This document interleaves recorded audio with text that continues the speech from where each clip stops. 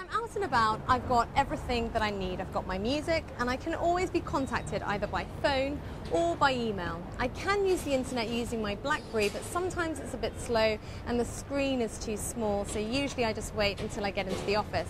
I must admit though, I do have a bit of tech envy when it comes to the latest gadgets that brings all of these together. So in order for me to trade in this lot to get with the times, I need to go back to school. Welcome to Tablet Masterclass. First tablet is the iPad.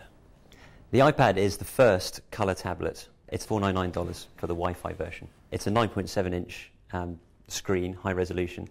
It also has very long battery life, so you can get up to 10 hours continuous use. Why do people like the iPad? The big reason is that the size of the screen, the fact that it's very easy to use and very fast. So that's the Apple iPad, $499, 9.7-inch screen, no phone, no camera. Our second tablet is the Dell Streak. Some people think this isn't actually a tablet at all, that it's actually just a big phone, because it actually does make phone calls, unlike the iPad. The screen is half the size, it's 5 inches. It has a 5-megapixel camera with a flash. This is $549. More expensive than an iPad? It is more expensive than an iPad. A 5-inch screen is a little bit too small for me, and it's $549. Still, it does have a phone and a camera. Our final tablet is the Samsung Galaxy Tab. It has the advantage that, first of all, it supports flash playback. So you can actually, they talk about having the whole of the web.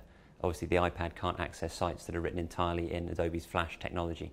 So the Samsung Galaxy will theoretically be able to display any web page at all. This is a 7-inch tablet.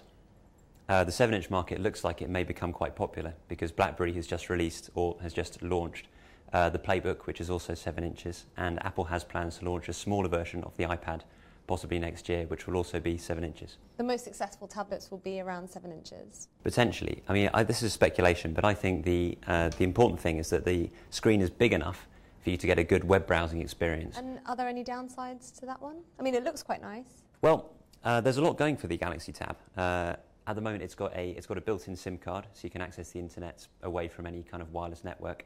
It runs the latest version of Google's Android operating system, which is Android 2.2.